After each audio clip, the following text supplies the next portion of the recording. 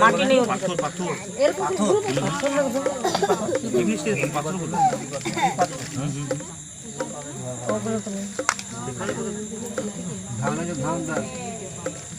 ধান আছে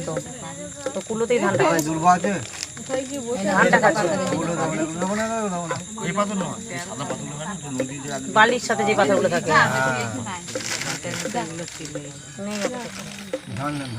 ধান রয়েছে তো কুলোতেই রয়েছে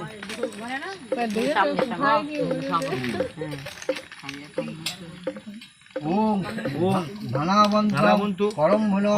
ভবন্ত মুখ দীনম ইন্দ্র অজযস্তু যশ ন ওম হরিণ ধন্যনীন অশ্বা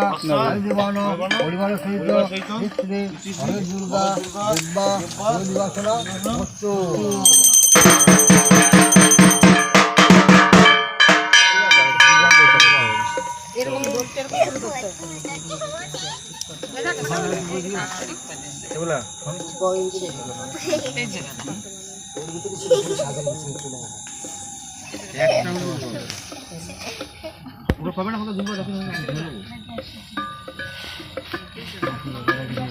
সোনার উপর জল নেই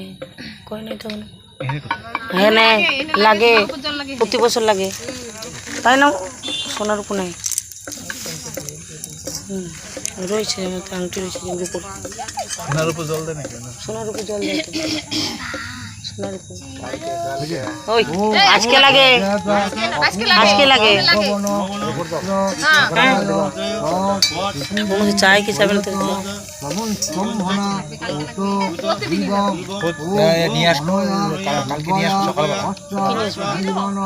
কালকে লাগবে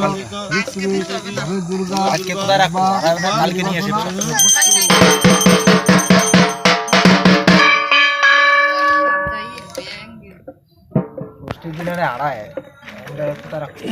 না এমনি জল লাগে ঘটে জল দেয় দিয়ে আপনি দিয়ে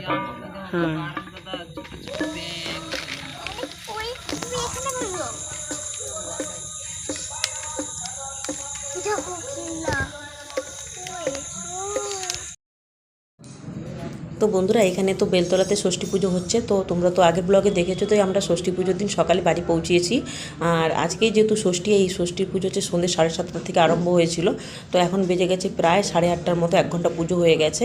আর সপ্তমী পুজো রয়েছে ভোরবেলা থেকে মানে ভোর 3টের থেকে তো আজকের পুজোটা তোমাদের কেমন লাগলো তোমরা অবশ্যই জানাবে কিন্তু বন্ধুরা আর এই যে দেখতে পাচ্ছ পাকা বেরিয়ে দাও এটাই হলো বেলগাছ আর এখানে রয়েছে কলা বউ চলো এরপরে ঢাকের আওয়াজ একটু শুনে নিই